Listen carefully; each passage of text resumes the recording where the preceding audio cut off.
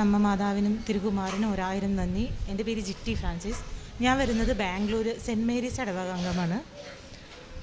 ഞാനിവിടെ സാക്ഷ്യം പറയാനായിട്ട് വന്നിരിക്കുന്നത് പ്രത്യേകമായിട്ട് എൻ്റെ തൊഴിൽ മേഖലയിൽ വലിയൊരു തടസ്സമായിട്ട് നിൽക്കുകയായിരുന്നു. ഞാൻ 2016 ബിടെക് ഗ്രാജുവേറ്റാണ്. ആ സമയത്തൊക്കെ ഞാൻ ജോലി അന്വേഷിച്ചു. എൻ്റെ കോളേജ് ഒരു പുതിയ കോളേജായ കാരണം കുറേ കമ്പനികളുടെ ലിസ്റ്റിലൊന്നും എൻ്റെ കോളേജ് അവൈലബിൾ അല്ലായിരുന്നു. എനിക്ക് അപ്ലൈ ചെയ്യാൻ കൂടി പറ്റിയിരുന്നില്ല. ഞാൻ കുറേ കമ്പനിയിൽ അന്വേഷിക്കുമ്പോൾ കുറേ കമ്പനികൾ പറയും എനിക്ക് എക്സ്പീരിയൻസ് ഇല്ല, അവർക്ക് എക്സ്പീരിയൻസ് കാൻഡിഡേറ്റിനെയാണ് ആവശ്യമുള്ളത്. അപ്പോൾ എനിക്ക് എൻ്റെ പഠിച്ചതായിട്ടുള്ളൊരു ജോലി കിട്ടിയിരുന്നില്ല. ഞാനപ്പോൾ എനിക്ക് കിട്ടിയ ജോലികൾക്കെല്ലാം ഞാൻ 2016 ഒക്ടോബർ മുതൽ സമയം വേസ്റ്റ് ചെയ്യേണ്ടെന്ന് വിചാരിച്ച് ഉള്ള ജോലികൾക്കെല്ലാം ഞാൻ പോയി തുടങ്ങി. BPO ഫീൽഡിലും പിന്നെ ടീച്ചറായി വർക്ക് ചെയ്തു. അങ്ങനെ കുറച്ച് അപ്പോൾ എനിക്ക് മാതാവിനോട്, കാരണം ഞാൻ 85% എൻ്റെ ഡിഗ്രി കംപ്ലീറ്റ് ചെയ്ത് ഗ്രാജുവേഷൻ കിട്ടിയത്. അതിന് എനിക്കൊരു ഉപകാരമില്ലാണ്ട് ഡാറ്റ എൻട്രി ജോബൊക്കെ ചെയ്യുമ്പോൾ മാധവേ നിനക്ക് കണ്ടു കാണില്ലേ എന്നുള്ളൊരു ചോദ്യമായിരുന്നു എപ്പോഴും ഉണ്ടായിരുന്നത്.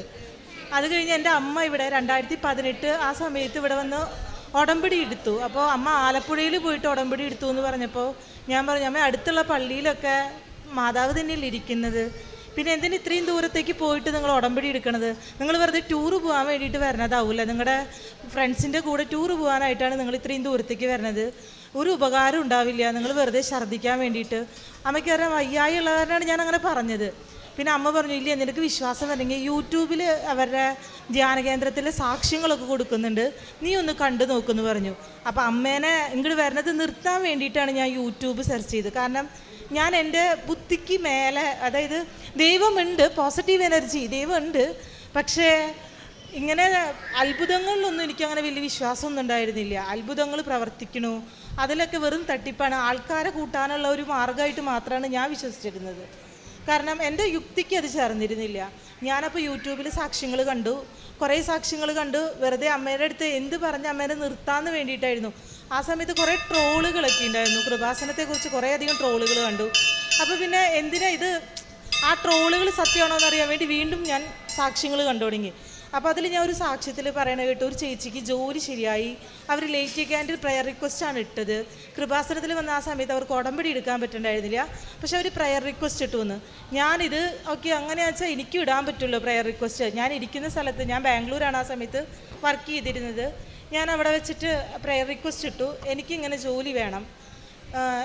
ജോലി എന്ത് ജോലിയാണെന്നൊന്നും ഞാൻ ആ സമയത്ത് മെൻഷൻ ആക്കിയിട്ടുണ്ടായിരുന്നില്ല.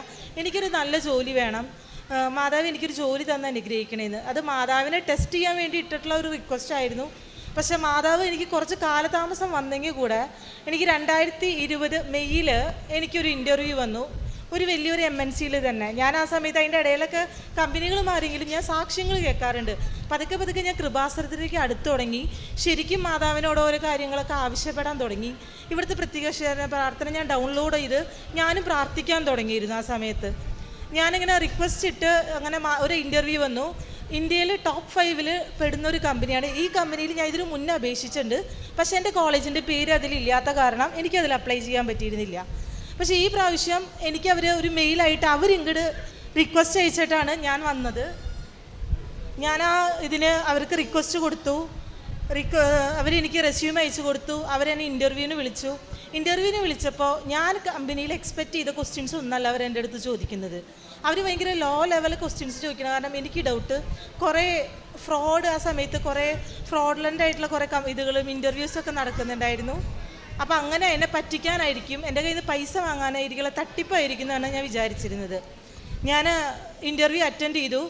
ജോബിന് ഓഫർ ലെറ്റർ അവർ നമുക്ക് ഓഫർ ലെറ്റർ അസൈൻ ചെയ്യണവരിക്കും ഞാനത് വിശ്വസിച്ചിരുന്നില്ല. ഞാൻ കറൻ്റ് കമ്പനിയിൽ റിസൈനേഷൻ പേപ്പർ ഇട്ടുണ്ടായിരുന്നില്ല. എനിക്ക് മെയ് 31-ാം തീയതി ഓഫർ ലെറ്റർ റിലീസാക്കി. ഞാൻ ചെയ്തിരുന്ന അതേ വർക്കിൽ ലീഡിൻ്റെ ഒരു പൊസിഷനിലാണ് എനിക്ക് അവർ ഓഫർ ലെറ്റർ തന്നത്. പക്ഷേ ഞാനപ്പോൾ ഓഫർ ലെറ്റർ തന്നപ്പോൾ ഞാൻ അവരുടെ അടുത്ത് എനിക്ക് തരാൻ സാധ്യതയില്ലാത്ത, അതായത് 100% മേലെ സാലറിയാണ് ഹൈക്കായിട്ട് ചോദിച്ചിരുന്നത്. കാരണം ഒരിക്കലും അത് കള്ളന്മാർ പറ്റിക്കുന്നവരാണെന്ന് വെച്ചാൽ ഒരിക്കലും നമുക്ക് അത്രയും സാലറി ഒന്നും തരത്തില്ലല്ലോ. അങ്ങനെ പറഞ്ഞ് പരീക്ഷിക്കാൻ വേണ്ടി ചോദിച്ചതാണ്. പക്ഷേ അവരത് ആക്സെപ്റ്റ് ചെയ്തു. അവരെനിക്ക് ജോബ് ഓഫർ ഇത് ചെയ്തപ്പോൾ ഞാൻ ചോദിച്ച സാലറിയെക്കാട്ടും വിട്ടിട്ട് 2 രൂപ കൂട്ടിയിട്ടാണ് അവരെനിക്ക് തന്നത് സാലറി. ഞാനപ്പോൾ ജോയിൻ ആക്കാമെന്ന് വിചാരിച്ച് പേപ്പറിൽ ഇവിടെ കറണ്ട് കമ്പനിയിൽ ഞാൻ റിസൈനേഷൻ പേപ്പർ ഇട്ടു. റെസിഗ്നേഷൻ പേപ്പർ ഇട്ട് ഒരു 90 ഡേയ്സ് അവർ അക്സെപ്റ്റ് ചെയ്തു. സെപ്റ്റംബർ 2 ഞാൻ പുതിയ കമ്പനിയിൽ ജോയിൻ ചെയ്യാണ്. അപ്പോൾ അതിന് മുന്നേ ഞാൻ മാതാവിൻ്റെ അടുത്ത് വന്ന് ഞാൻ ഉടമ്പടി എടുത്തു. കാരണം ഞാൻ ലേറ്റ് ക്യാൻഡിൽ പ്രയർ റിക്വസ്റ്റ് അല്ലേ ഇട്ടിരുന്നുള്ളൂ, ഉടമ്പടി എടുത്തിട്ടുണ്ടായിരുന്നില്ല. ഉടമ്പടി എടുത്തിട്ട് ഞാൻ തിരിച്ചു പോകുമ്പോൾ എനിക്ക് ഓൾറെഡി ഉടമ്പടിയിൽ അപ്പോൾ ഒരു നിയോഗം നടന്നിട്ടാണ് ഞാൻ ഇവിടെ വന്ന് പോകുന്നത്. അപ്പോൾ ഇവിടെ സാക്ഷ്യങ്ങൾ പറയാൻ പറ്റുമെന്നൊക്കെ അറിഞ്ഞു. ഞാൻ പക്ഷെ പറഞ്ഞില്ല, ഇത് ശരിക്കുള്ളതാണോ എന്ന് നമ്മൾ ജോയിൻ ആക്കിയതിന് ശേഷം പറയാമെന്ന് വിചാരിച്ചു. പോണ സമയത്ത് ഞങ്ങളുടെ കാറിലാണ് വന്നത്, ഞാൻ, ഹസ്ബൻഡ്, പിന്നെ എൻ്റെ ചേച്ചിയുടെ ഒരു കൊച്ച്, ചേച്ചി, അങ്ങനെയൊക്കെ ആയിട്ട് വന്നത്.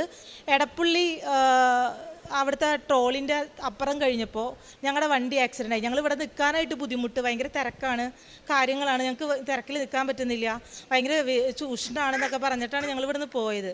പക്ഷെ അവിടെ എത്തിയപ്പോൾ ഞങ്ങളുടെ വണ്ടിയുമേ വേറൊരു വണ്ടിക്കാരൻ വന്നിട്ട് അവൻ സഡൻ ബ്രേക്ക് ഇട്ടിട്ട് അത് വണ്ടി ഇടിച്ച് ആകെ ഞങ്ങൾക്ക് നഷ്ടമായിരുന്നു അത്. അപ്പോൾ ഇവിടുന്ന് അതൊരു അനുഭവമായി. ഞങ്ങൾ എൻ്റെ വീട്ടിൽ പോയി. ആദ്യത്തെ അനുഭവത്തിൽ അങ്ങനെ വന്നു. രണ്ടാമതും ഒരു പ്രാവശ്യം ഞങ്ങൾ ജോയിൻ ആക്കി. കുറച്ച് നാൾ കഴിയുമ്പോഴേക്കും എൻ്റെ പ്രോജക്റ്റ് എന്താണെന്ന് വെച്ചാൽ റാം ഡൗൺ ആയി. ഞാൻ അവർ ചോദിക്കുമ്പോൾ അവരെന്താ പറയുന്നത് വെച്ചാൽ ഈ ഗ്രേഡ്, അതായത് ഈ പൊസിഷൻ എന്ന് പറയുന്നത് നമുക്ക് സാലറിക്ക് വേണ്ടി മാത്രമായിട്ട് ഇട്ടുള്ളതാണ്. നിങ്ങളുടെ റോള് വേറെ, ജോബ് റോള് വേറെ ആയിരിക്കും, നിങ്ങൾ നോർമൽ ഒരു എംപ്ലോയിയുടെ മാതിരി ആയിരിക്കും, ലീഡൊന്നും അല്ല എന്ന്. അപ്പോൾ തന്നെ എനിക്ക് വിഷമമായി. കാരണം നമ്മൾ മനസ്സിൽ ഒരു ആകാശം മൊത്തം ഉള്ള ഒരാഗ്രഹമായിട്ടാണ് ജോലിക്ക് പ്രവേശിച്ച് മാതാവ് തന്ന ജോലിയിൽ നിന്ന് ഒരു സൈഡിലുണ്ട്, വേറെ സൈഡിൽ നല്ലൊരു കമ്പനിയിൽ ജോലി കിട്ടി, കുറേ ആൾക്കാരുടെ മുന്നിൽ തല ഉയർത്തി നിൽക്കാൻ പറ്റും. പഠിച്ചിട്ട് ഇത്രയും കൊല്ലം, അതായത് പഠിച്ചിട്ട് 4 വർഷത്തിന് ശേഷമാണ് ഞാൻ ആ ജോലിക്ക് പ്രവേശിക്കുന്നത്. 4 വർഷമല്ല, 6 വർഷത്തിന് ശേഷം 2022 ആയപ്പോഴാണ് ഞാൻ ആ ജോലിക്ക് കയറുന്നത്. ആ ജോലിക്ക് കയറിയിട്ട് 6 വർഷത്തിന് ശേഷം കിട്ടിയ ജോലിയിൽ എൻ്റെ പ്രതീക്ഷകളൊക്കെ തകർന്നു തുടങ്ങി. ഞാൻ അവിടെ കയറി 1 മാസമായപ്പോൾ 1 മാസത്തെ സാലറി എൻ്റെ അക്കൗണ്ടിൽ ക്രെഡിറ്റ് ആയി. പിറ്റേ ദിവസം ഞാൻ റെസിഗ്നേഷൻ പേപ്പർ ഇടാൻ തീരുമാനിച്ചു. കാരണം വെച്ചാൽ ഞാൻ പ്രതീക്ഷിച്ച ജോലിയല്ല അവരെനിക്ക് തന്നത്. ഇത് റെസിഗ്നേഷൻ പേപ്പർ ഞാൻ ഇട്ടു, അതൊരു വെള്ളിയാഴ്ചയായിരുന്നു. പിറ്റത്തെ ദിവസം എനിക്ക് ശനിയാഴ്ച ഞാൻ കൺസീവ് ആണെന്ന് അറിയാണ്. അപ്പോൾ എനിക്ക് ജോലി വീണ്ടും അന്വേഷിക്കാനൊക്കെ ആയിട്ട് ഭയങ്കര ഒരു ബുദ്ധിമുട്ടാണ്. കുട്ടീനെ വയറിൻ്റെ ഉള്ളിൽ വെച്ചിട്ട് ഇങ്ങനെ ഒരു കുട്ടീനെ വെച്ചിട്ട് ഞാൻ തേടാന്നുള്ള റിസ്ക് എടുക്കാൻ തയ്യാറാവാത്ത കാരണം ഞാൻ വീണ്ടും റിവോക്ക് ചെയ്തു എൻ്റെ റെസിഗ്നേഷൻ പേപ്പർ. ഞാനൊന്നും തന്നെ എക്സ്ട്രാ കോഴ്സൊന്നും ചെയ്തിട്ടില്ല. ആ കമ്പനിയിൽ ആ പ്രോജക്റ്റ് റാം ഡൗൺ ആയി. റിസിഷൻ കാരണം പ്രോജക്റ്റ് റാം ഡൗൺ ആയി. നിങ്ങൾ ബിടെക് ഗ്രാജുവേറ്റ് അല്ലേ, നിങ്ങൾക്ക് ഐ ടിയിലേക്ക് ഞങ്ങൾ ട്രാൻസിഷൻ തരാമെന്ന് പറഞ്ഞിട്ട് എന്നെ ഐ ടിയിലേക്ക് അവർ മൂവ് ചെയ്തു. എനിക്ക് യാതൊരു ക്വാളിഫിക്കേഷനും ഇല്ല.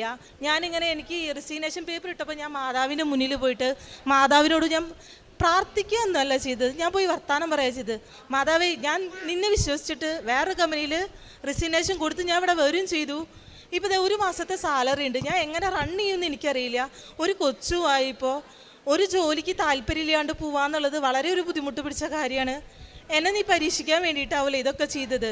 കുഴപ്പമില്ല, ഞാൻ ഉടമ്പടി എടുത്തിട്ടുണ്ടല്ലോ, നീ എനിക്ക് തന്നതല്ല, ഞാൻ സ്വീകരിക്കാൻ തയ്യാറാന്ന് പറഞ്ഞ് ഞാൻ വീണ്ടും റിവോക്ക് ചെയ്തിട്ട് ഞാൻ ജോയിൻ ആക്കി. 15 ദിവസം എനിക്ക് അവിടെ നിന്ന് എടുത്തുള്ളൂ. ഞാൻ സെപ്റ്റംബർ മാസം ആണ്, ജൂലൈ 27 ഇവിടെ വന്ന് ഉടമ്പടി എടുത്തത്.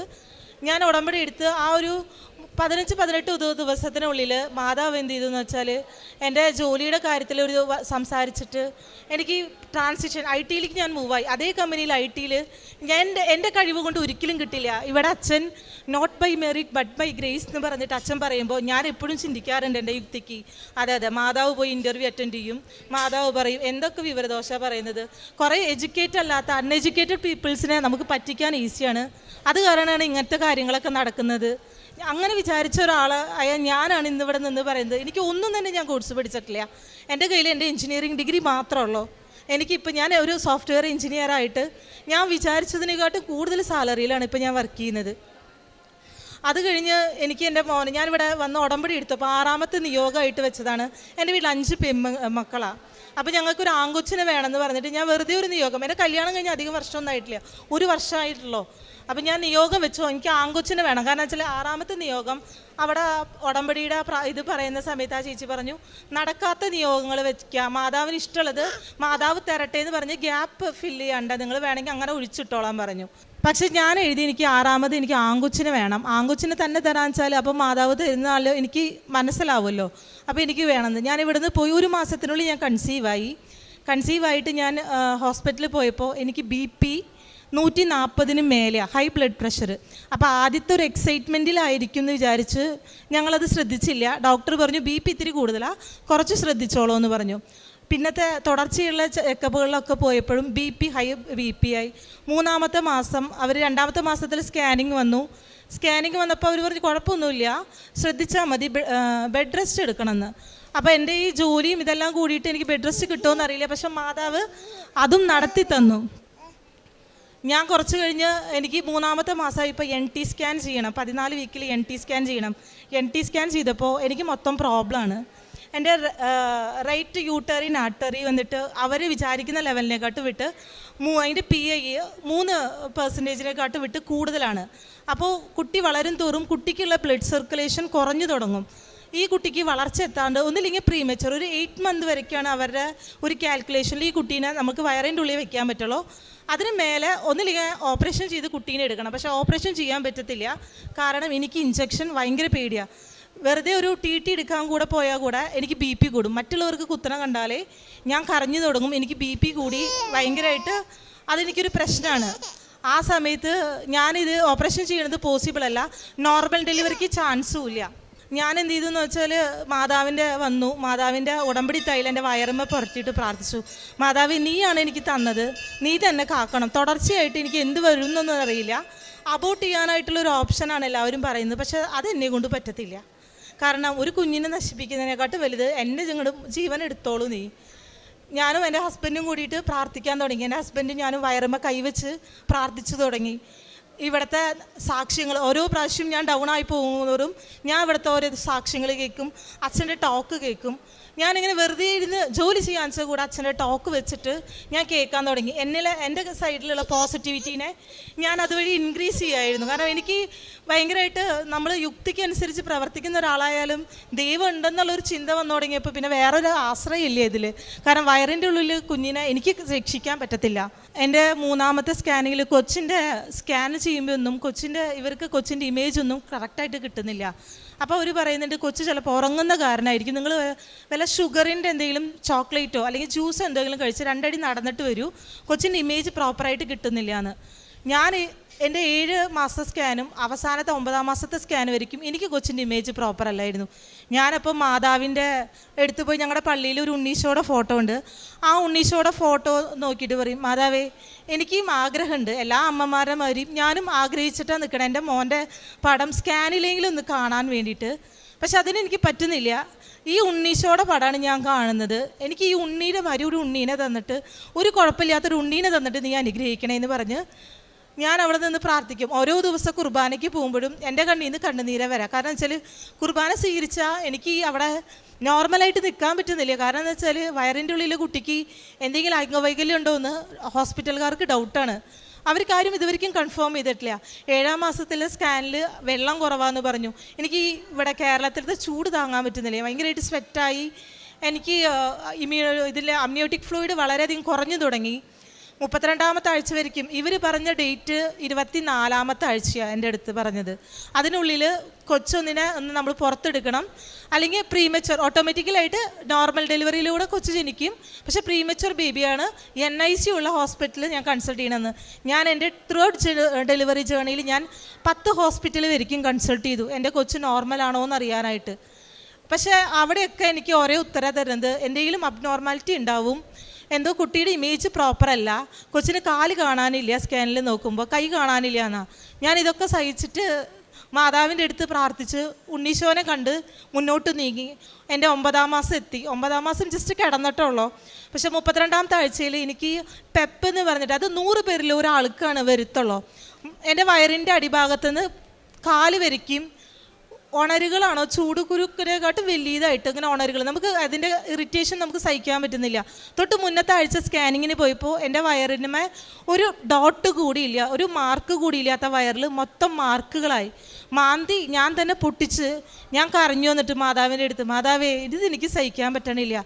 കാരണം അസഹനീയമായ ചൊരിച്ചിൽ നമുക്ക് പറയാൻ പറ്റത്തില്ല. അപ്പോൾ അവർ പറയുന്നത് എന്താണെന്ന് വെച്ചാൽ ഇത് 100 പേരിൽ ഒരാൾക്ക് വരത്തുള്ളൂ, അത് കുട്ടിയുടെ ജീനും എൻ്റെ ജീനും തമ്മിൽ മിസ്മാച്ച് ആയ കാരണം വരുന്നതാണെന്ന്. അപ്പോഴും ഞാൻ കൺഫേം ചെയ്തു. ഓക്കെ, മാതാവിനോട് ഞാൻ ചോദിച്ചത് ആങ്കൊച്ചിനെ, അപ്പോൾ ആങ്കൊച്ചാണ്. കാരണം ഫീമെയിൽ ആണെച്ചാൽ എൻ്റെ ജീനും കുട്ടിയുടെ ജീനും മാച്ച് ആയിരിക്കില്ല, അപ്പോൾ എനിക്കിങ്ങനെ വരത്തില്ലല്ലോ എന്ന് ഞാൻ അപ്പോൾ തന്നെ പ്രെഡിക്റ്റ് ചെയ്തു. അത് കഴിഞ്ഞ് ഞാൻ ഇവിടുത്തെ തൈലം എടുത്തിട്ട് എൻ്റെ വയറുമ്മ തേച്ചു. എൻ്റെ അമ്മ കക്കിണ വീപ്പിൻ്റെ ഇലയും മഞ്ഞളും ഇതൊക്കെ തേച്ച് നോക്കി, പക്ഷെ ഒന്നിലും കുറവില്ല. തൈലം തേച്ചപ്പോൾ 2 ആഴ്ച കൊണ്ട് എനിക്കത് കുറഞ്ഞു തുടങ്ങി. സാവധാനത്തിൽ അതെൻ്റെ കാലുമെന്ന്, പക്ഷെ മേത്തേക്ക് മുഖത്തേക്കൊന്നും വന്നില്ല, കാലുമയ്ക്ക് വരയ്ക്ക് വന്നു. അതങ്ങനെ കുറഞ്ഞു കഴിഞ്ഞ് 36ാമത്തെ ആഴ്ച എത്തുമ്പോഴേക്കും എനിക്ക് വേദന എന്നറിയില്ല, കൊച്ചിൻ്റെ മൂവ്മെൻറ്റ്സ് ഒന്നും എനിക്ക് അറിയുന്നില്ല. കാരണം എല്ലാവരും പറയുന്നുണ്ട് ഡ്രസ്സിൻ്റെ മേലേക്ക് കൊച്ച് പൊന്തിയിട്ടാണ് വരും, അങ്ങനെ കാണാൻ പറ്റും. പക്ഷെ എനിക്ക് ഇങ്ങനെ കുട്ടിയുടെ അനക്കമൊന്നും അറിയാത്ത കാരണം അതൊരു ടെൻഷനുണ്ട്. പക്ഷെ ഇവരൊക്കെ വലിയ ആൾക്കാരൊക്കെ നമ്മൾ ചോദിക്കുമ്പോൾ ഞാൻ പറയും കൊച്ചൊക്കെ നന്നായി അനങ്ങുന്നുണ്ട്, ഒരു കുഴപ്പമില്ലയെന്ന്. എനിക്ക് ബാക്ക് പെയിൻ ഉള്ള ആളാണ്. അപ്പോൾ ബാക്ക് പെയിനിൽ ഈ കൊച്ചിനെ വയറിൻ്റെ ഉള്ളിൽ വെച്ചിട്ട് അത് വേറൊരു സൈഡിലൊരു ടെൻഷനായിരുന്നു എല്ലാവർക്കും. ഈ ബാക്ക് പെയിൻ വെച്ചിട്ട് ഇവിടെ എങ്ങനെ കൊച്ചിന് നോക്കുന്നു. പക്ഷേ എനിക്ക് ത്രൂ ഔട്ട് പ്രഗ്നൻസിയിൽ ഒറ്റ ബാക്ക് പെയിൻ ഉണ്ടായിരുന്നില്ല, വെയിറ്റ് തന്നെ തോന്നിയിരുന്നില്ല. കൊച്ചിൻ്റെ വയറിൻ്റെ ഉള്ളിൽ കിടക്കുന്നുണ്ടെന്നുള്ള ഒരു ചിന്ത കൂടി ഇല്ലാണ്ടാണ് ഞാൻ നടന്നിരുന്നത്. ഞാൻ ഇവനെ പ്രസവിക്കാൻ പോകുന്ന വരയ്ക്കും ഞാൻ വർക്കിലായിരുന്നു ഉണ്ടായിരുന്നത്. ഞാൻ ജോലി ചെയ്തുകൊണ്ടിട്ട് എൻ്റെ കമ്പനിയിൽ ഞാൻ ജോലിക്ക് അപേക്ഷിച്ചിട്ടുണ്ടായിരുന്നില്ല. ഞാൻ 15-ാം തീയതി മുതലാണ് മെറ്റേണിറ്റി ലീവിന് അപ്ലൈ ചെയ്തിട്ടുണ്ടായിരുന്നത്. എൻ്റെ മോനെ ഞാൻ പ്രസവിക്കാൻ പോകുന്നത് മെയ് 10-ാം തീയതിയാണ് ഹോസ്പിറ്റലിൽ അഡ്മിറ്റ് ആയപ്പോൾ എനിക്ക് വെറുതെ ഒരു കുളത്തി പിടിച്ച് വേദന എന്ന് പറഞ്ഞ് അഡ്മിറ്റ് ആയതാണ്. പക്ഷേ ദൈവം എന്നെ അഡ്മിറ്റ് ആക്കിയെന്ന് പറയാം. കാരണം ആ സമയത്ത് എൻ്റെ വയറിൻ്റെ ഉള്ളിൽ 6.5% മാത്രമാണ് വെള്ളം ഉണ്ടായിരുന്നുള്ളൂ, അമ്നിയോട്ടിക് ഫ്ലൂയിഡ് ഉണ്ടായിരുന്നുള്ളൂ. കുറച്ച് നേരം കൂടി കഴിഞ്ഞാൽ കൊച്ചു മരിച്ചു പോയേനെ തന്നെ, വെള്ളമില്ലാതെ കൊച്ചിന് ശ്വാസം കിട്ടി മരിച്ചു പോയേനെ എന്നാണ് പറയണത്. പക്ഷെ അവരെനിക്ക് ഒരു ശേഷം മാതിരി ഒരു ഇത് തന്നു അമ്നിയോട്ടിക് ഫ്ലൂയിഡ് കൂട്ടാനായിട്ട്. ഞാനത് പിടിച്ചു നിന്നു. അവരെൻ്റെ പരമാവധി, എനിക്ക് BP-യുടെ പ്രശ്നമുണ്ട്, എൻ്റെ ഹൈ റിസ്ക് പ്രഗ്നൻസി എന്നാണ് എൻ്റെ റിപ്പോർട്ടിൻ്റെ മേലെ അവർ എഴുതിയിട്ടുള്ളത്. അത് കാരണം എൻ്റെ ഡ്യൂട്ടി ഡോക്ടർ ഇല്ലാത്ത കാരണം പരമാവധി അവരെന്നെ നീക്കി അഡ്ജസ്റ്റ് ചെയ്ത് നെക്സ്റ്റ് ഡേ മോർണിംഗ് വരയ്ക്ക് എങ്ങനെയും നീക്കാൻ വേണ്ടിയിട്ട് അവർ നിന്നു. പക്ഷേ എനിക്ക് നെക്സ്റ്റ് ഡേ ഇത് നോക്കി ആ സാഷ കഴിച്ചപ്പോൾ കുറച്ചും കൂടി വാട്ടർ ലെവൽ ഇൻക്രീസ് ചെയ്തു. കാരണം എനിക്കപ്പോൾ 35-ാമത്തെ ആഴ്ചയിൽ അഡ്മിറ്റ് ആവണത്. 36ാമത്തെ ആഴ്ച ആവണമെങ്കിൽ ഇനിയും 2 ദിവസം കൂടി ഉണ്ട്. ഒരു വെനസ്ഡേ ആയാലും 36ാമത്തെ ആഴ്ച ആവത്തുള്ളൂ. പക്ഷേ ഞാനിങ്ങനെ നിന്നു. അവർ ഹോസ്പിറ്റലിൽ പോയി മൂവ്മെൻറ്റ് നോക്കും കൊച്ചിൻ്റെ. പിന്നെ വെള്ളിയാഴ്ച രാത്രി ആകുമ്പോഴേക്കും എനിക്ക് തീരെ പറ്റുന്നില്ല. അവരെനിക്ക് മരുന്ന് വെച്ച് കുഞ്ഞിനെ നോർമൽ ഡെലിവറി കൂടെ തന്നെ കുഞ്ഞിനെ പുറത്തെടുത്തു. അത്രയും നാൾ എനിക്ക് BP ഉണ്ടായിരുന്ന ആൾ എന്നെ അവിടെ ലേബർ റൂമിൽ കയറ്റിയപ്പോൾ എൻ്റെ BP നോർമലായി 110 എന്നുള്ള റേഞ്ചിലേക്കായി. എൻ്റെ കയ്യിൽ ആകെ കൂടി ഉണ്ടായിരുന്നു. ഇവർ എൻ്റെ അടുത്ത് എല്ലാം റിമൂവ് ചെയ്യാൻ പറഞ്ഞു, എൻ്റെ ഓർണമെൻറ്റ്സൊക്കെ. പക്ഷെ ഞാൻ പറഞ്ഞു ഈ ഒരു കൊന്ത എൻ്റെ കൈമ ചുറ്റിക്കോട്ടെ, ഇതെനിക്ക് ബലമാണ്, എനിക്ക് പേടിയുള്ള കാരണമാണ്. ഇഞ്ചക്ഷൻ കുത്തുമ്പോൾ എൻ്റെ വെയിനിൻ്റെ ഉള്ളിൽ കൂടെ ബ്ലഡ് ചീറ്റായിരുന്നു. കാരണം എനിക്ക് BP കൂടിയിട്ട് അവർക്ക് ക്യാനുകൾ ഇടാൻ പറ്റുന്നുണ്ടായിരുന്നില്ല. അപ്പോൾ ഞാൻ പറഞ്ഞു ഇത് ഞാൻ കയ്യിൽ പിടിച്ചുകൊണ്ട് എനിക്ക് പേടി കുറയാൻ വേണ്ടിയിട്ടാണ്, വേറെ ഒന്നും എൻ്റെ കയ്യിലില്ല എന്ന് പറഞ്ഞ് മാതാവിൻ്റെ ഇവിടുത്തെ ഉടമ്പടി കാശുരൂപം പിടിച്ചിട്ടാണ് ഞാൻ ഡെലിവറി ലാബിൽ കിടക്കുന്നത്. എൻ്റെ 2 കയ്യിലും അന്ന് വരയ്ക്ക് ഉണ്ടാകാത്ത ഛർദി ലേബർ റൂമിൽ കയറിയപ്പോൾ എനിക്ക് ഛർദിയായിരുന്നു. എനിക്കൊന്നും തന്നെ കഴിക്കാൻ പറ്റുന്നില്ല. ഞാൻ ഈ മാതാവിൻ്റെ ഇത് കഴിഞ്ഞിട്ട് ഇതും കടന്നു പോകില്ല മാതാവേ, നാളെ ഒരു പുതിയ പ്രഭാതവും ഒരു പുതിയ ഇതും എനിക്ക് തരില്ലേ നീ, ഞാനിവിടെ കടന്നിട്ട് മരിക്കാൻ വെച്ചാൽ മാതാവ് നോക്കേണ്ടി വരും കുഞ്ഞിനെ. അങ്ങനെ റിസ്ക് എടുക്കാൻ മാതാവിന് തയ്യാറാണെച്ചാൽ മാത്രം എനിക്ക് എൻ്റെ ജീവൻ എടുത്തോ. കാരണം ഞാൻ അതിൻ്റെ ലേബർ റൂമിലെ ആ ടേബിളിൻ്റെ മേലെ നിന്ന് ഞാൻ താഴെ വീഴാൻ പോയി. എനിക്ക് വേദന സഹിക്കാൻ പറ്റുന്നില്ല. ഞാൻ മാത്രമാണ് ഏറ്റവും ആദ്യം വന്ന ആൾ ഞാനാ ലേബർ റൂമിൽ, പക്ഷേ ഏറ്റവും അവസാനം പോയ ആളും ഞാനാ. കാരണം ഞാൻ അതിൻ്റെ ഇടയിൽ കുറച്ച് മാതാവിൻ്റെ അടുത്ത് ദേഷ്യപ്പെട്ടു. ആ സമയം കാരണം ഒന്ന് തോന്നുന്നു എന്നെ നേരെ അവിടെ കുറച്ച് വൈകിച്ചു മാതാവ് ഞാൻ ചെയ്തതിന് ഉള്ള ആ ഒരു അവിശ്വാസത്തിന് മാതാവ് എൻ്റെ അടുത്ത്, മാതാവിനോട് ഞാൻ ക്ഷമ യാചിക്കുകയാണ്. കാരണം വെച്ചാൽ ഇപ്പം എൻ്റെ മോന് ഈ മെയ് മാസം 13-ാം തീയതി എൻ്റെ മോന് 1 വയസ്സാവാനും പോണേ. എൻ്റെ മോനെ നിങ്ങളിവിടെ കണ്ടത് ഒരു കുഴപ്പമില്ലാത്ത, എന്നെ അമ്മ എന്ന് വിളിച്ചില്ലെങ്കിൽ കൂടെ മാതാവിനെ അമ്മ എന്ന് വിളിക്കണ ഒരു മോനെ മാതാവ് എനിക്ക് തന്നു. കാരണം അതെൻ്റെ ജീവിതത്തിൽ വലിയ അനുഗ്രഹം. ഒരു കുഴപ്പമില്ല. ഞാൻ വന്നിട്ട് അവനെ പ്രസവിച്ച് എൻ്റെ മേത്ത് കിടത്തുമ്പോൾ ഞാൻ ആദ്യം നോക്കിയത് കുട്ടിക്ക് എന്തെങ്കിലും കയ്യിനോ കാലിനോ അംഗവൈകല്യങ്ങളുണ്ടോ, കുട്ടി കരയുന്നുണ്ടോ എന്നാ നോക്കിയപ്പോൾ. ഞാൻ നോക്കിയപ്പോൾ എൻ്റെ കണ്ണിൽ തോന്നിയതാണോ അതങ്ങനെ ആയിരുന്നോ എന്ന് എനിക്കറിയില്ല.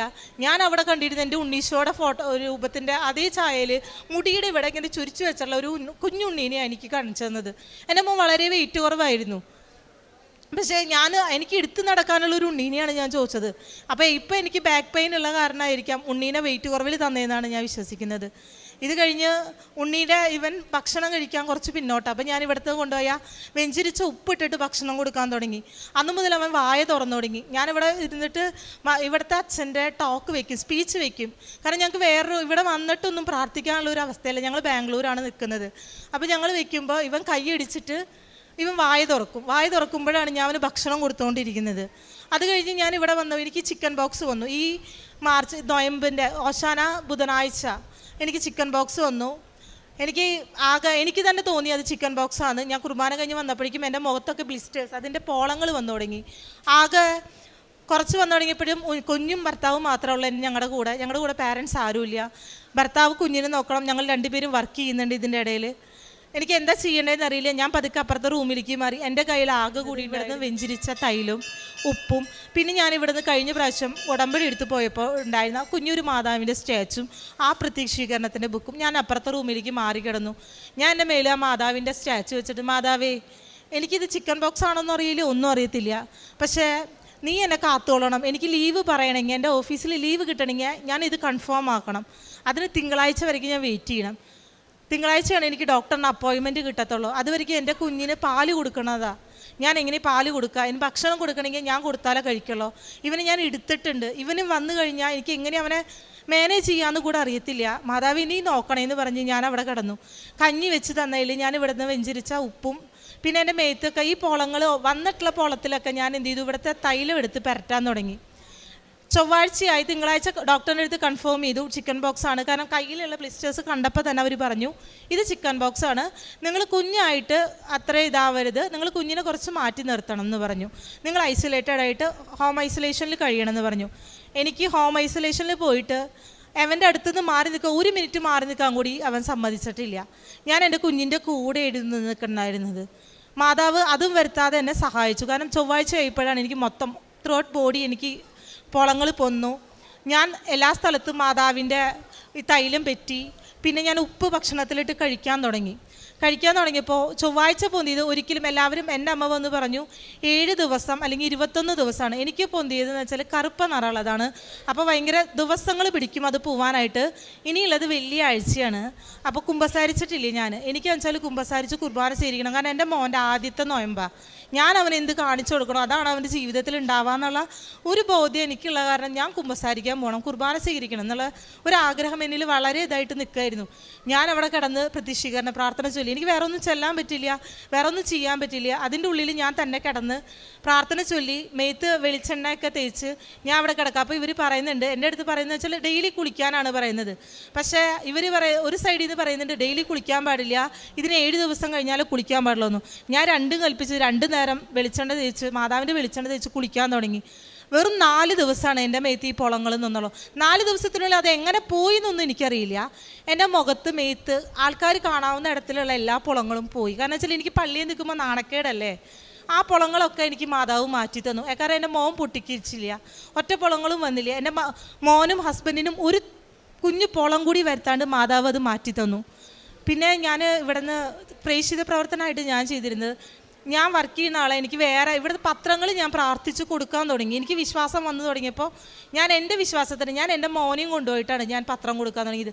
എനിക്കിത് മാതാവ് തന്ന മോനാന്ന് പറഞ്ഞിട്ട് ഞാൻ പത്രം കൊടുത്തു തുടങ്ങി.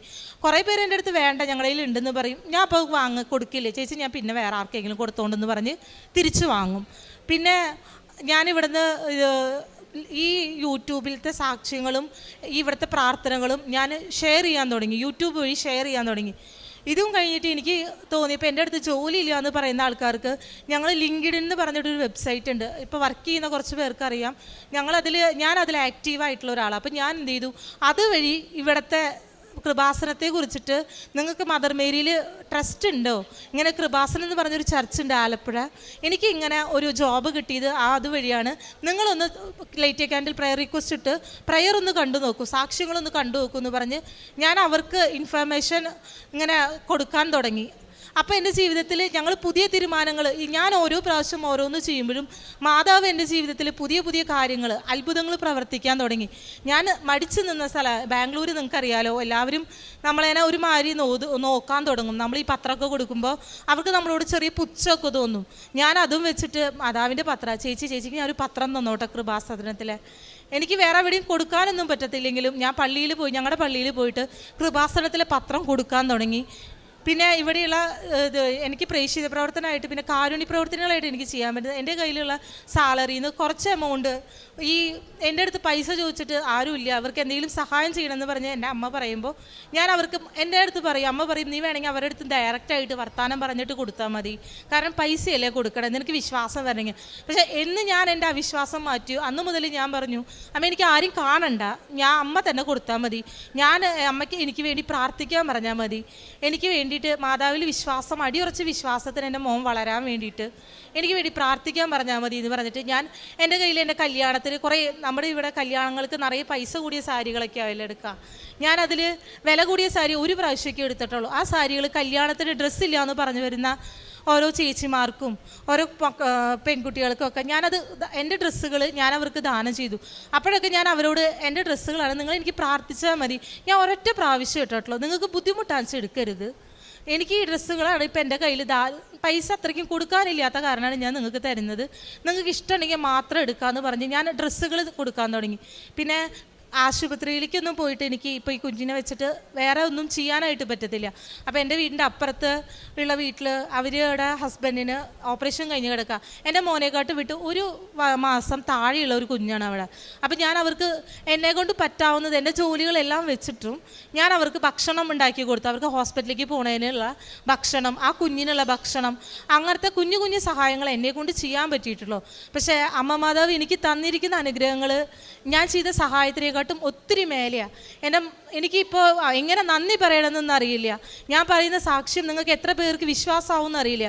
കാരണം കുറേ പേര് കള്ള സർട്ടിഫിക്കറ്റ് ഉണ്ടാക്കി ജോലി വാങ്ങുന്ന ഒരു കാലത്ത് എൻ്റെ മനസാക്ഷിയിൽ എനിക്ക് മാതാവിലുള്ളൊരു വിശ്വാസം ഉണ്ടായിരുന്നു, പക്ഷെ കൃപാസനത്തിലൊരു വിശ്വാസം ഉണ്ടായിരുന്നില്ല. ആ വിശ്വാസം പരിശുദ്ധ അമ്മ ഇവിടെ പ്രത്യക്ഷപ്പെട്ടു എന്നുള്ളത് എന്നിലൂടെ 1000 പേര് അറിയാനായിട്ടാണ് ഞാൻ ഇന്ന് ഈ അൽത്താരയിൽ വന്ന് നിൽക്കേണ്ടത്. കാരണം എൻ്റെ വിശ്വാസത്തിന് അടിയുറച്ചതാക്കാനായിട്ട് മാതാവ് എന്നിൽ 1000 അത്ഭുതങ്ങളാണ് ഇതുവരെയ്ക്കും പ്രവർത്തിച്ചത്. അമ്മ മാതാവിന് ഈശോയ്ക്കും 1000 നന്ദി. പരിശുദ്ധ അമ്മയുടെ മധ്യസ്ഥതയിലേറെ പ്രത്യേകിച്ച് ഈ സാക്ഷ്യം ഒരല്പം നീണ്ട് പറഞ്ഞെങ്കിലും ഇതിൽ ഓരോ വ്യക്തിയും എങ്ങനെയാണ് ഒരു ദൈവാനുഭവത്തിലേക്ക് കടന്നു വരുന്നത് എന്നാണ് പറയുന്നത്. അപ്പം തുടക്കത്തിൽ പറഞ്ഞപ്പം സ്വാഭാവികമായിട്ടും ഈ അറിവും പഠിപ്പും ശാസ്ത്ര അവബോധവും കൂടുമ്പോൾ ആദ്യം തള്ളിപ്പറയുന്നത് ദൈവത്തിനെ ആകണം എന്നുള്ളൊരു ചിന്താഗതി എപ്പോഴും ഉണ്ട്. കാരണം പഠിച്ചവരൊക്കെയും ഈ ഒരു വിശ്വാസ പ്രഖ്യാപനത്തിൻ്റെ കാര്യത്തിൽ പിന്നോട്ട് നിൽക്കുന്ന ഒരു സാഹചര്യത്തിൽ, പക്ഷേ നമ്മുടെ ഈ ഉടമ്പടിയുടെ പ്രാർത്ഥനയെ സംബന്ധിച്ചിടത്തോളം ഇവിടെ നിങ്ങൾ സാക്ഷ്യങ്ങൾ പരിശോധിക്കുമ്പോൾ ഒരു 50% മുകളിലും സാക്ഷ്യം പറയുന്നവരെല്ലാം ഗ്രാജുവേറ്റ്സ് ആയിട്ട്, ക്വാളിഫൈഡ് ആയിട്ട്, വിവിധ പ്രൊഫഷനിലൊക്കെ ജോലി ചെയ്യുന്നവരാണ്. അപ്പം അങ്ങനെയുള്ളവരുടെ സാക്ഷ്യങ്ങൾ കേൾക്കുമ്പോഴേക്കും ഒരു സ്വാഭാവികമായിട്ടും നമുക്കുണ്ടാകുന്ന ഒരു ചോദ്യം, ഇതൊക്കെ സംഭവിക്കാമെന്നുള്ളത്. അപ്പോൾ സ്വാഭാവികമായിട്ടും ഒരു മാനുഷികമായ ഒരു യുക്തിയുടെ ഭാഗമായിട്ട് ആത്മീയമായ കാര്യങ്ങൾ ചെയ്യുന്നതെല്ലാം ഒരു തട്ടിപ്പ് കേന്ദ്രമായിരിക്കും. അത് ചിലപ്പോൾ പഴയ അനുഭവങ്ങളിൽ നിന്നോ അല്ലെങ്കിൽ ദൈവത്തിന് ഇതൊന്നും ചെയ്യാനായിട്ട് പറ്റത്തില്ലെന്ന് നമ്മൾ തന്നെ നമ്മുടെ ഉള്ളിലുള്ളൊരു അവിശ്വാസം ഉള്ളതുകൊണ്ടോ ഒക്കെ ആയിരിക്കും ഒരു പക്ഷേ പല സാക്ഷ്യങ്ങളുടെ ആരംഭം ഇങ്ങനെ, ഒന്നെങ്കിൽ ഒരു ട്രോള് കണ്ട് ചിരിച്ച് പരിഹസിച്ചിരുന്നവർ, അല്ലെങ്കിൽ ഒരു പക്ഷേ ഒരു തട്ടിപ്പ് കേന്ദ്രമാണെന്ന് വിശ്വസിച്ചതിലേക്ക് വരാതിരുന്നവർ. പക്ഷേ ഈ ഒരു യാത്രയിൽ നിന്ന് ഇന്ന് ഒരു സാക്ഷ്യം പറയാൻ തക്ക വിധം, അല്ലെങ്കിൽ അന്ന് കണ്ട അതേ സ്ഥലത്ത് മാതാവ് കൊണ്ടു നിർത്തി ഇതുപോലെ ഒരു വലിയ അനുഭവമായിട്ട്, ഒരു കുഞ്ഞുമായിട്ട് ഒരുപാട് അനുഭവങ്ങളുമായിട്ട് ഇങ്ങനെ വാദോരാതെ പറയാവുന്ന അത്ര ദൈവാനുഭവമായിട്ട് ഈ വ്യക്തിയെ കൊണ്ടുചെന്ന് നിർത്തിയെങ്കിൽ അതാണ് ഏറ്റവും പ്രധാനപ്പെട്ട അത്ഭുതം. അപ്പോൾ അവസാനം പറഞ്ഞതാണ് കറക്റ്റ് കാര്യം. കാരണം ഇവിടെ മാതാവിൻ്റെ രൂപം ഉള്ളതുകൊണ്ടല്ല, എല്ലാ ദേവാലയത്തിലും മാതാവിന് ശക്തി കുറവായതുകൊണ്ടുമല്ല, മാതാവിൻ്റെ പ്രത്യക്ഷീകരണം ഈ അൾത്താരയിൽ നടന്നതാണ് ഇവിടുത്തെ ഏറ്റവും വലിയ പ്രത്യേകത. ആ പ്രത്യക്ഷീകരണത്തെ സഭ അംഗീകരിക്കണമെന്നുള്ളതാണ് ഉടമ്പടി പ്രാർത്ഥനയുടെ ഏറ്റവും അടിസ്ഥാന പ്രാർത്ഥന. ഒരു സ്ഥലത്ത്, അത് ക്രിസ്തീയ പശ്ചാത്തലത്തിലുള്ളവർക്കറിയാം, അങ്ങനെ പെട്ടെന്ന് 10 പേര് കൂടിയെന്നും പറഞ്ഞ ഉടൻ തന്നെ അത് സഭ അംഗീകരിച്ച് ഒന്നും ചെയ്യത്തില്ല. കാരണം അവിടെ ശാസ്ത്രത്തിന് മുകളിലും യുക്തിയുടെ മുകളിലും ഉള്ള അനുഭവങ്ങൾ അവിടെ വന്ന് പങ്കെടുക്കുന്നവർക്കും വരുന്നവർക്കും എല്ലാം ഉണ്ടാവണം. ഇപ്പോൾ ലൂർദിലും ഫാത്തിമയിലും ഒക്കെ പോകുന്നവർക്കും അല്ലെങ്കിൽ വേളാങ്കണ്ണി ദേവാലയത്തിൽ പോകുമ്പോഴൊക്കെ നമ്മുടെ ലക്ഷ്യം അവിടെ ഒരു ദൈവാനുഭവം ഉണ്ടെന്നുള്ളൊരു, അപ്പോൾ അങ്ങനെ ലോകത്തിന് മുമ്പിൽ വിളിച്ച് പറയണമെങ്കിൽ അതിവിടെ റിപ്പോർട്ട് ചെയ്യപ്പെടണം, ഔദ്യോഗികമായിട്ടത് പഠിക്കപ്പെടണം. അതിൻ്റെ ഭാഗമാണ് നമ്മളിത് റെക്കോർഡ് ചെയ്യുന്നതും അത് വീഡിയോഗ്രാഫി ചെയ്യുന്നതും അതെല്ലാം ഇവിടെ സൂക്ഷിച്ചു വെക്കുന്നതും. പക്ഷേ ദൈവം സഹായിച്ച് നമുക്ക് ഒരു ദിവസം തന്നെ കേൾക്കുന്ന അനുഭവ സാക്ഷ്യങ്ങൾ തന്നെയും വലിയ അനുഭവങ്ങൾക്ക്, പക്ഷേ ഇതിനൊരു കാലാവധിയും സമയത്തിൻ്റെ തികവൊക്കെ എടുക്കുന്നുണ്ട്. ഒരു പക്ഷേ ജാതിമത ഭേദമന്യേ എല്ലാവരും വന്ന് പലയിടങ്ങളിൽ നിന്ന് വന്ന് സാക്ഷ്യം പറയുന്ന, അതും എല്ലാ ദിവസവും സാക്ഷ്യം പറയുന്ന, ഒരു മാസം ഒരു 700, ഒരു വർഷം ഒരു 9000-ഓളം സാക്ഷ്യങ്ങളൊക്കെ അതിനൊരു ദൈവാനുഭവത്തിൻ്റെ ഒരു സ്ഥലമാണ്. അപ്പോൾ അത്രയും അനുഭവങ്ങൾ ഇവിടെ വരുന്നവർക്കും പ്രാർത്ഥിക്കുന്നവർക്കൊക്കെ ഉണ്ടാകുമ്പോൾ ആ ഇടത്തിലൊരു ദൈവിക സാന്നിധ്യം ഉണ്ടെന്ന് വിശ്വസിക്കാനായിട്ട് ഒരു വലിയൊരു ബോധ്യത്തിൻ്റെ ആവശ്യമില്ല, അതൊരു സാധനയുക്തിയാണ്. പക്ഷേ ഒരു തുറവി എപ്പോഴും ഒരാവശ്യമാണ്. ആ തുറവിയോടുകൂടി ഒരു അല്പവിശ്വാസത്തോടു കൂടിയാണെങ്കിലും ഇവിടെ വന്നെത്തിയവരൊക്കെ ഇവിടെ അൾത്താരയിൽ ബോധ്യത്തോടെ സാക്ഷ്യപ്പെടുത്തണം. ഈ മകൾ പറഞ്ഞ പോലെ അമ്മ ഈ അൾത്താരെ പ്രത്യക്ഷപ്പെട്ടു എന്ന് ലോകത്തിന് മുമ്പിൽ വിളിച്ചു പറയുവാനായിട്ട് മാതാവ് തന്നെ നൽകിയ ഒരു കുഞ്ഞും ഒരു വലിയൊരു സൗഖ്യത്തിൻ്റെ അനുഭവവും അതിനോടൊപ്പം ഒരു ജോലിയുടെ അനുഭവം, അതെല്ലാം അച്ഛൻ്റെ ആരാധനകളും സാക്ഷ്യങ്ങളും ഒക്കെ ഒരുപാട് സഹായിച്ചിട്ടുണ്ടെന്ന്. അപ്പോൾ ഇതെല്ലാം ഒരുപക്ഷെ സാക്ഷ്യങ്ങളാണ് ഒരുപാട് പേരെ സ്പർശിക്കുന്നത്. അപ്പോൾ ഇതെല്ലാം പ്രാർത്ഥനയോടെ കേൾക്കുമ്പം ദൈവം നമുക്ക് ഒരു സ്വാഭാവികമായിട്ടൊരു സംശയവും ഒരു ക്യൂരിയോസിറ്റിയും ആയിരിക്കും അറ്റ് ദ ബിഗിനിങ്. പക്ഷേ നമ്മുടെ ഒരു തുറവി ഉണ്ട് ദൈവം നമ്മുടെ ജീവിതത്തിൽ നമ്മളെ സ്വന്തമാക്കുന്നൊരു അനുഭവം ഉണ്ടാകും. അതാണ് ഇവിടെ ഓരോ ദിവസവും ആളുകൾ വന്ന് പറയുന്ന സാക്ഷ്യങ്ങൾ. പ്രത്യേകിച്ച് ഈ മകൾക്ക് ലഭിച്ച, പ്രത്യേകിച്ച് കുഞ്ഞിനെ പ്രതിയും ജോലിയെ പ്രതിയും അതിനേക്കാളും അപ്പുറം പരിശുദ്ധ അമ്മയുടെ വലിയൊരു സാന്നിധ്യത്തിൻ്റെ പ്രത്യക്ഷീകരണത്തിൻ്റെ വലിയൊരു അവബോധത്തിനെയും പ്രതി നമുക്ക് കരങ്ങളടിച്ച് ദൈവത്തിൻ്റെ നാമം മഹത്വപ്പെടുത്താം.